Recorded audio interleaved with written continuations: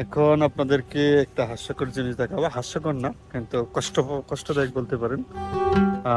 আমাদের দেশে যে R15, আর এখানে R15 কিরকম দেখাচ্ছে সেটা নিয়ে একটু মানে ওভারভিউ করবো। আমাদের দেশে তো R15, R1 এগুলাকেই বা সিবিআর এগুলা খুব মানে হাইলাইটস করা হয়, বা যেগুলা আছে। আমার কাছে R15 যে বাংলাদেশে রাইডার হিসেবে খুব I love R15 CBR bike.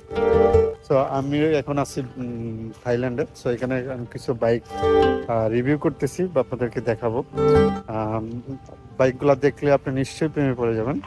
আর এখানে আপনাকে R15 দেখলে মনে হবে যে আপনি খেলনা বাইক দেখতেছেন। রিয়েলি রিয়েলি আপনি দেখলেই বুঝতে পারবেন যে আপনি খেলনা বাইক দেখছেন R15। সো আমি জাস্ট একটু দেখাচ্ছি আপনাদেরকে, সাথেই থাকুন।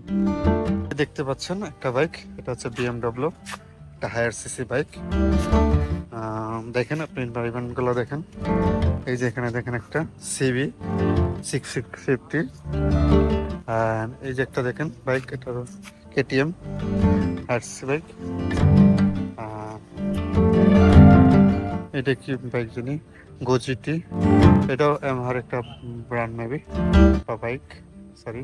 আর এই দেখেন একটা বাইক, এটা হচ্ছে হার্লে ডেভিডসন। আর এই যে দেখেন এটা হচ্ছে R15। এই যে দুই তিনটা বাইকের মাঝে এটা কেমন হচ্ছে যে একটা নর্মাল সিম্পল বাইক। এই দেখেন হার্লে ডেভিডসন, এই যে বাইক দেখেন। আর এই ড্যাশবোর্ড দেখেন, আপনি ড্যাশবোর্ড দেখলে আপনি অবাক হয়ে যাবেন কি দেখতেছেন।